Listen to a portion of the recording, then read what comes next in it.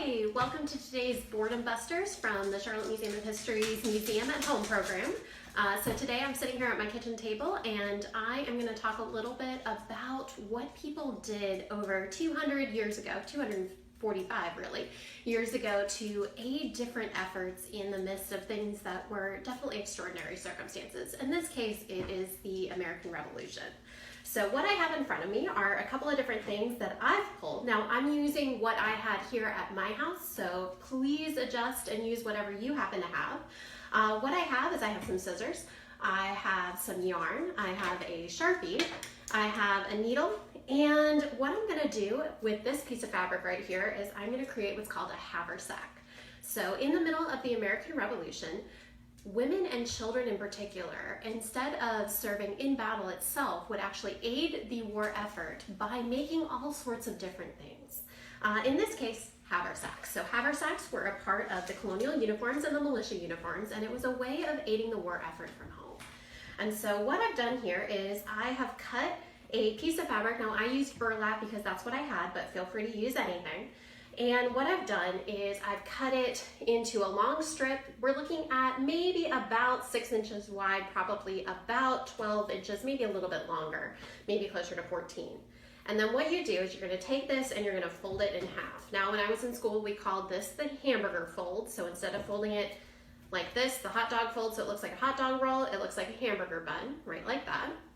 And then what I did to help me out here is I took my Sharpie and I did little X's down here. Now, if you've sewn before, you probably can skip this step, but if you're first learning how to do this, I recommend putting those X's to remind you where to put your stitches.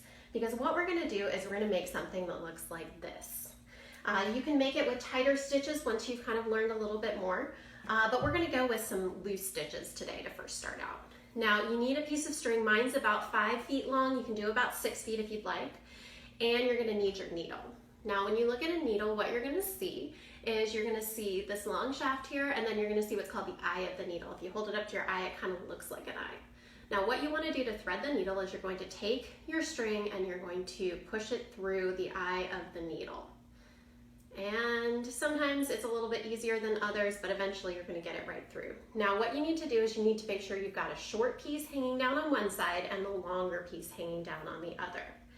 Now I want you to take the longer side here and I want you to tie a knot in the bottom. You can tie a basic knot, just like that, or you can do what's called a sewer's knot, where basically what you do is you wrap it around your finger and kind of roll it between. And what you do is you pull it through and you get a nice little knot at the end. So any knot you can, but you want it in the end of the longer knot. Do not tie a knot where you're tying it all together. Do not tie a knot in the shorter end. It's not going to work. Now, if you accidentally tied a knot in the shorter end, just pull it all the way through. But you need a knot on one side and you need it open on the other.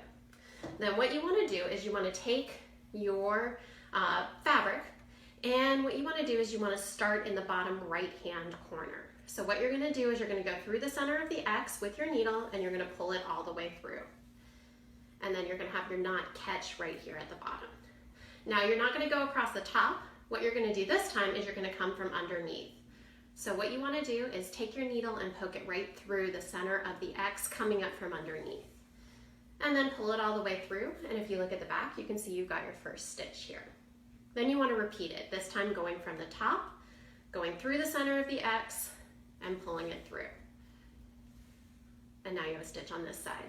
Now what you want to do is basically continue this all the way up the side, going over, under, and pull it all the way through until you get to the top here. Now this is sewing up one side of your haversack, but you need to have an open spot at the top. So what you're going to do is you're going to look at the back here, and you're basically going to go all the way across and you're going to do one giant stitch across the top. So what I did is it's across the back here.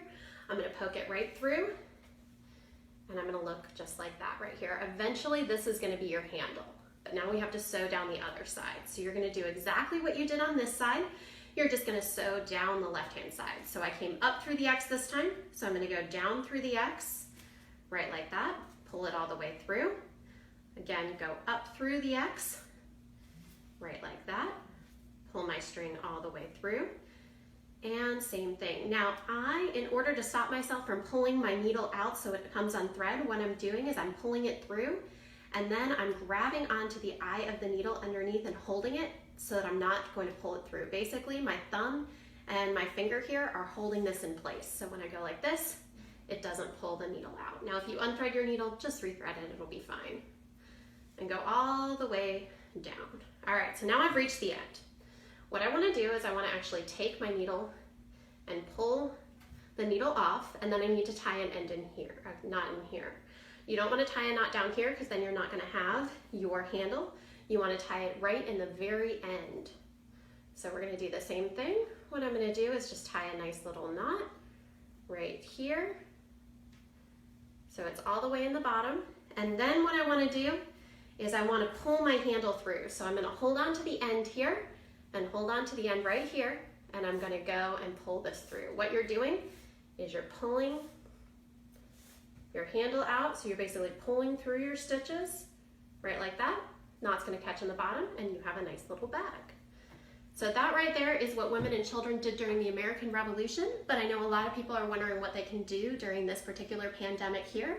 Good news is you've got a lot of different options in order to aid the effort. Right now, a lot of people are sewing masks. So if you want to put your new sewing skills to the test, go ahead and make some masks. The CDC, as well as the Mecklenburg County Department of Public Health, have a lot of different information about how to go about making those masks, some that require stitching, some that don't, and they have lots and lots of different ways to get involved. So we'll make sure we put those in the comments so that you can help aid this particular pandemic, just like people have done for over 245 years. Thank you so much for joining us this morning. If you have any questions, please ask us in the comments. We are so happy to help, and we hope you have a wonderful day here on this Wednesday.